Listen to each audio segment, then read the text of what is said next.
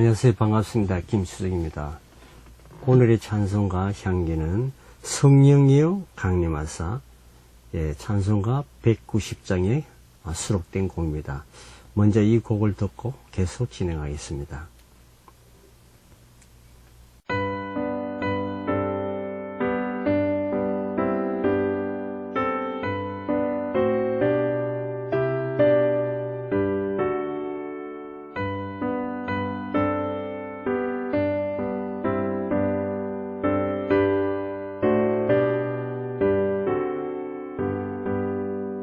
성령이여 강림하사 나를 감화하시고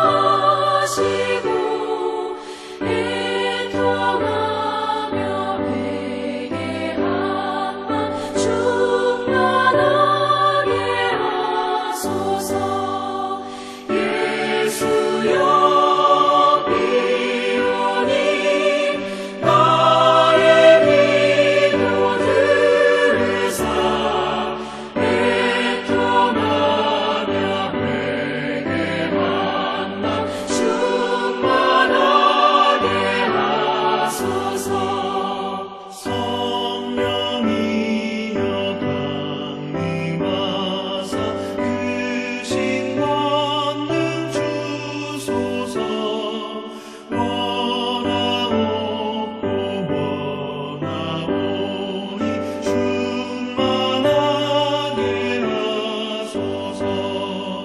예수여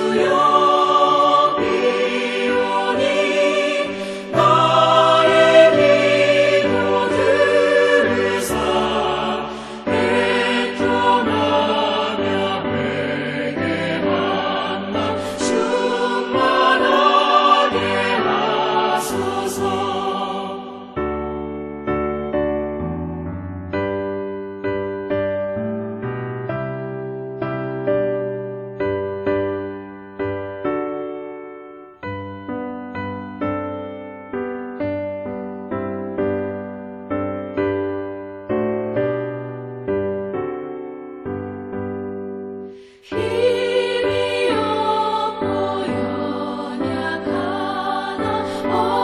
엎드려서 비오니 성령 강림하옵소서. 충만하게 하소서.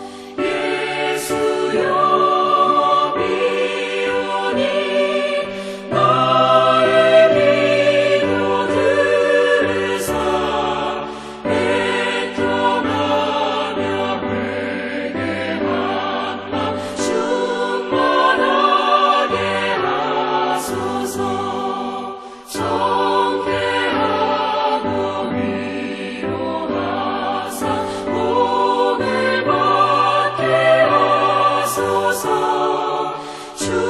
충만하게 하시오니 무한 감사합니다.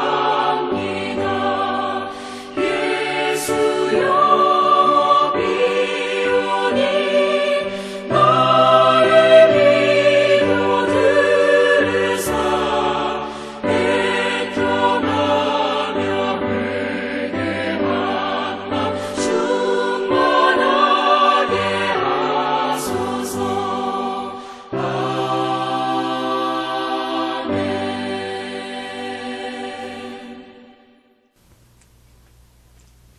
네, 이 찬송은 정말 우리가 성령은 아시다시피 홀리 스피리트, 하나님의 영이라 할까요? 하나님의 권능이라 할까요?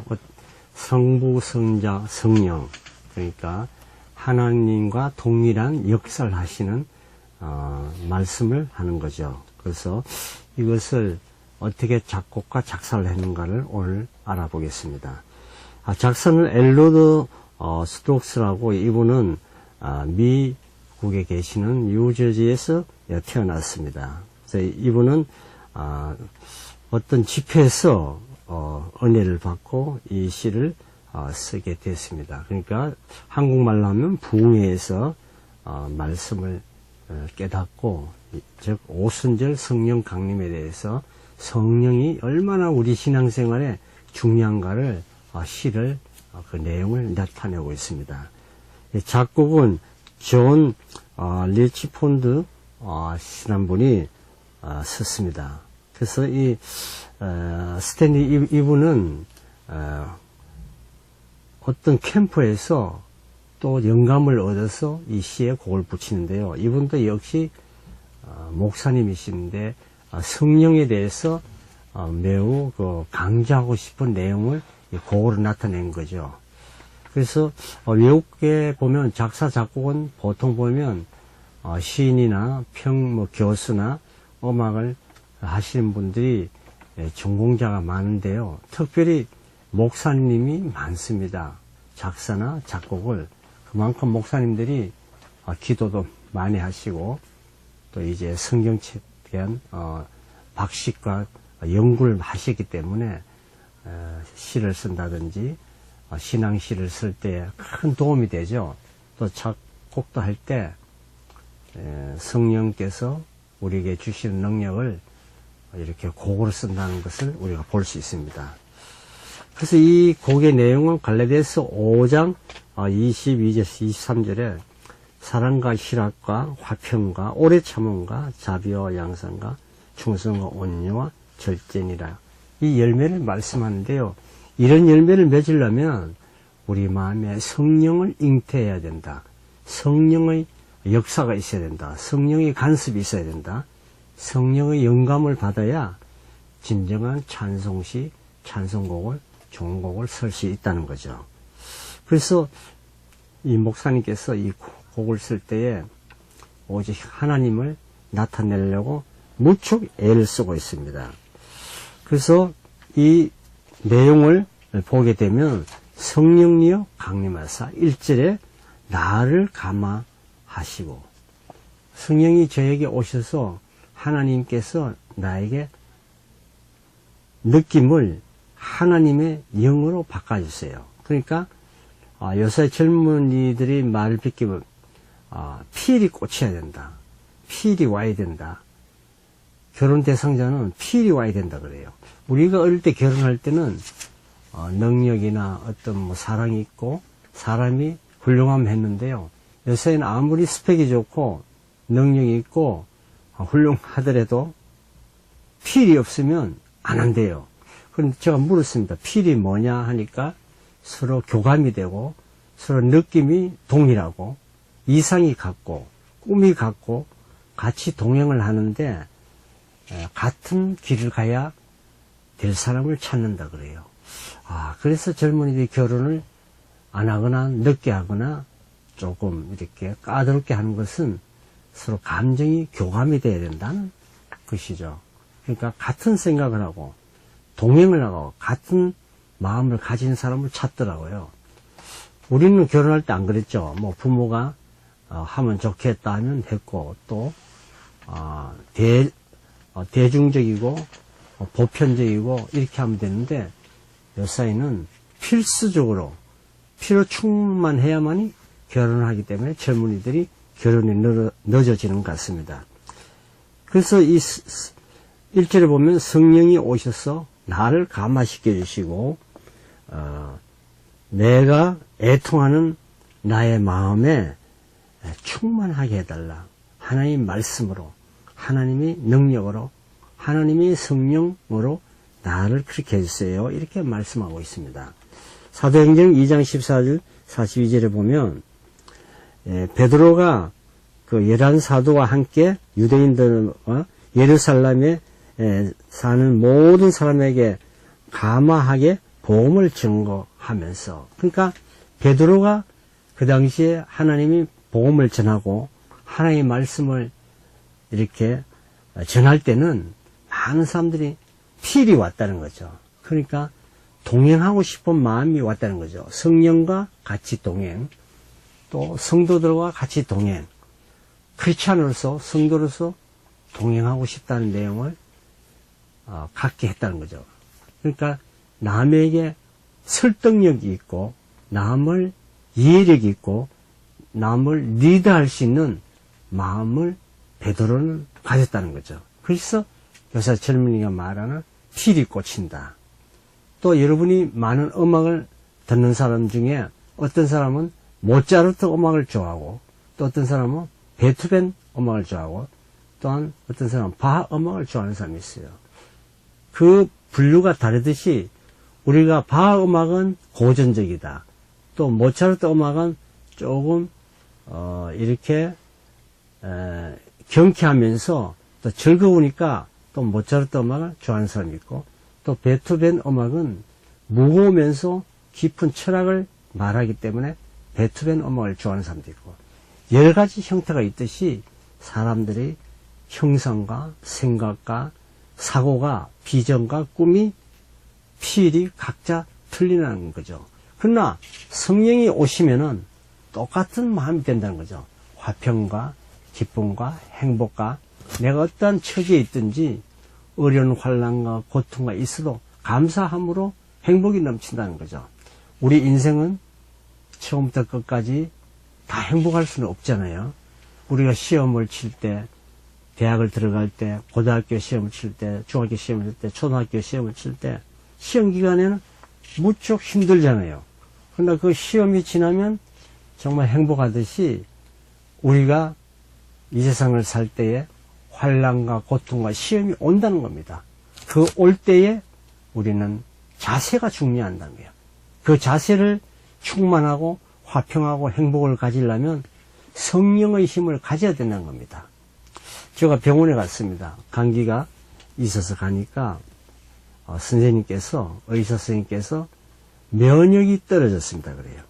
우리는 면역이 없으면 병을 이길 수 없다는 겁니다. 마찬가지로 우리 이 세상을 살 때에 환난, 고통, 행복일 때 면역이 없으면 행복도 잃어버릴 수 있고 또 고통도 잃어버릴 수가 있습니다. 그게 무슨 말이냐? 예, 제가 다시 말씀드리면 어떤 사람은 제가 봐서 굉장히 행복해요. 그러나 그게 대한 행복에 대한 면역이 없으니까 그 행복이 귀중한 걸 모르고 행복을 잃어버리더라고요.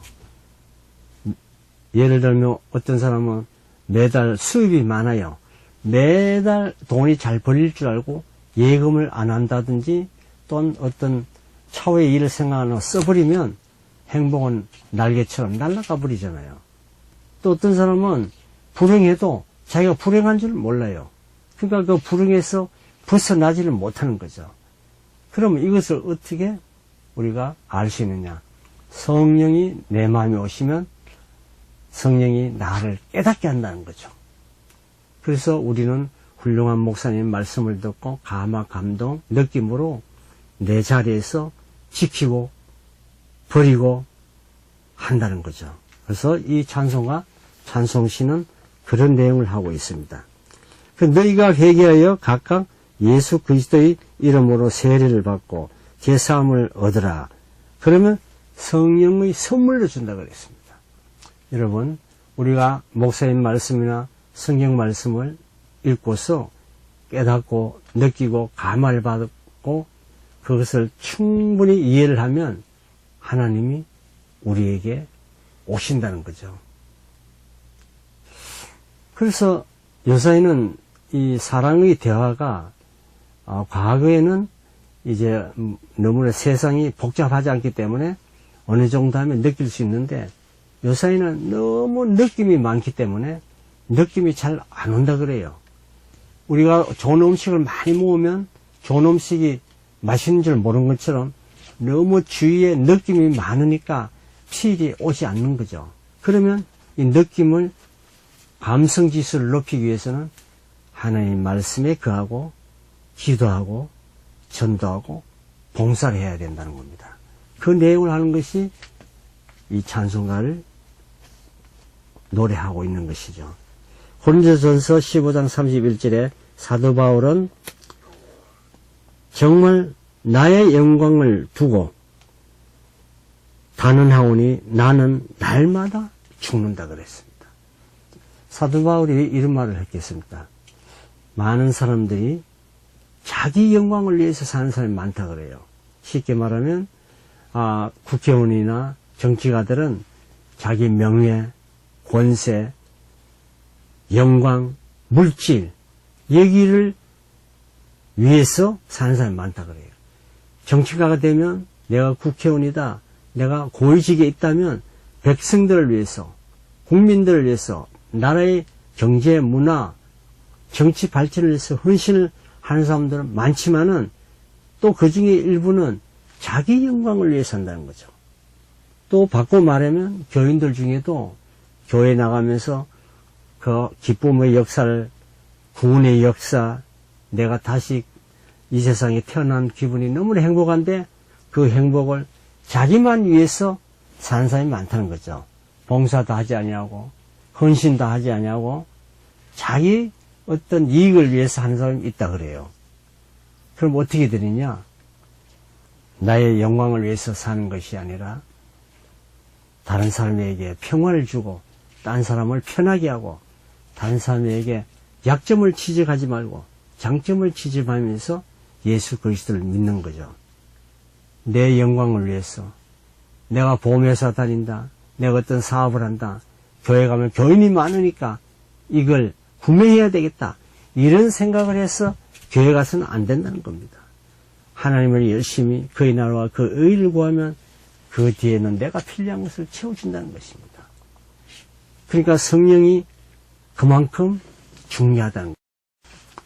아버님이 훌륭하면 그 아버님의 훌륭한 철학을 자녀가 이어받고, 아버님이 화투를 치고 술을 많이 먹고 나쁜 짓 하며 그 자녀가 아버님의 영이 와서 술 많이 먹고 나쁜 짓 하는 그 학생이 많을 수가 있다 그러죠. 그러니까 가정을 중요하다. 그러니까 그 위가 중요하다. 물이 위에서 흐르듯이 우리가 열심히 성실하게 살면 자녀도 성실하게 살 가능성이 있고, 또 부모가 좀 허실하게 살면 자녀도 허실하게 살 수 있다는 겁니다. 그럼 어떻게 되느냐? 성령의 능력을 받아야 하나님이 우리를 인도해 주신다는 거죠. 우리가 아무리 잘나고 못나고 간에 하나님의 영에 거하지 않으면 하나님이 우리를 이끌 수가 없다는 겁니다. 갈라디아서 2장 20절에 내가 그리스도와 함께 십자가에 못 박혔나니 그런즉 이제는 내가 산 것이 아니요 오직 내 안에 예수 그리스도께서 사는 것이라. 이제 내가 육체 가운데 사는 것은 나를 사랑하사 나를 위하여 자기 몸을 버리신 하나님의 아들의 믿는 믿음 안에서 사는 것이라. 참 갈라디아서 2장 20절에 정말 귀한 말씀인 것 같습니다. 내가 그리스도 안에 산다, 그리스도가 내 안에 산다, 얼마나 행복합니까? 여러분, 훌륭한 사람의 삶을 내가 산다, 그 훌륭한 사람이 내 삶을 살아준다, 얼마나 교감 있고 느낌 있는 삶입니까? 그만큼 성령이 중요하다는 것입니다. 성령이 마음을 받아는 것입니다. 하나님이 주시는 영을 받아야 된다는 겁니다. 나쁜 영이 나에게 들으면 나쁜 사람이 된다는 거죠. 술 많이 먹는 친구를 만나면 술을 많이 먹게 되고, 또 남에게 거짓말 잘하는 사람 만나면 같이 거짓말할 수 있다는 겁니다. 우리는 예수 그리스도를 만나서 진실되고 생명되고 기쁨되고 행복이 되는 성령을 받아야 된다는 것입니다. 여러분, 우리가 이 2절에 보면 성령이여 강림하사 그 크신 권능 주소서, 원하오니 충만하게 하옵소서. 정말 간절한 마음인 것 같습니다. 우리 모두 하나님의 영을 받고자, 하나님의 권능을 받고자, 하나님의 말씀을 깨닫고자 기도와 말씀과 전도와 헌신을 해야만이 하나님이 우리를 사랑하시고 영을 주신다는 겁니다. 우리가 참새도 먹이를 가져오면 입을 많이 벌리는 새에게 그 먹이를 주더라고요. 우리 교우들, 성도들도 입을 크게 벌리고 마음을 크게 벌리고 생각을 크게 벌리고 시야를 크게 벌려서 하나님이 나에게 오기를 간절히 소망하는 자는 하나님이 그에게 거한다는 것입니다. 성령을 어떻게 받느냐? 여러분, 성경에 다 나와 있습니다. 간절히 기도하고 사모하고 하나님의 말씀을 순종히 하면 우리는 성령을 받을 수 있다는 것입니다. 그래서 이 로마서 12장 6절 8절에 또는 에베소서 4장 11절 12절에 보면 각 사람에게 성령의 이 나타남을 주심은 유익하게 하게 하심이라. 성령이 우리에게 오면 유익하게 아주 힘있게 정말 필요한 것을 우리에게 준다는 것입니다. 성령이여 강림하사 정말 나에게 임하사 나에게 오셔서 나를 거룩한 하나님의 자녀가 되게 해달라. 행복한 사람이 되게 해달라. 여러분 예수 그리스도를 확실히 믿으면 너무나 행복합니다. 그러나 우리가 불안하고 외롭고 걱정되고 의심되면 성령은 나에게 오지 않습니다. 이번 주도 확실한 믿음으로 성령 충만한 삶을 살기를 한번 소원해 보십시오. 확실히 가집시오. 확신하는 가운데 역사가 일어나는 것입니다. 이번 주도 오직 주님만이 의지할 때 우리의 환난과 고통과 슬픔이 물러가고 하나님이 주시는 참 기쁨, 참 평화, 참 행복을 얻을 수 있을 것입니다. 지금까지 김수정이었습니다. 감사합니다.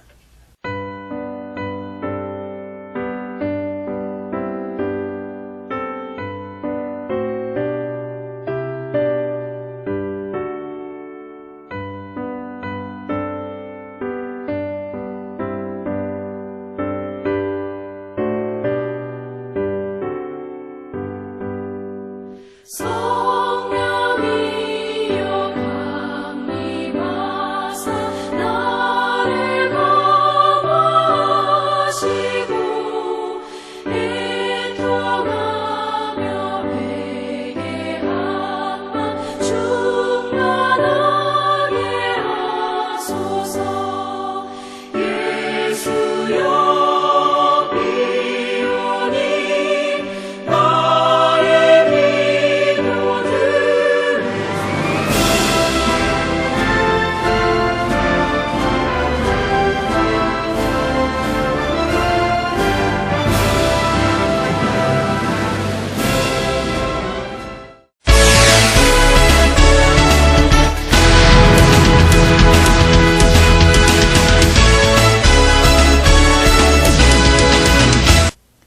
교계 뉴스를 말씀드리겠습니다.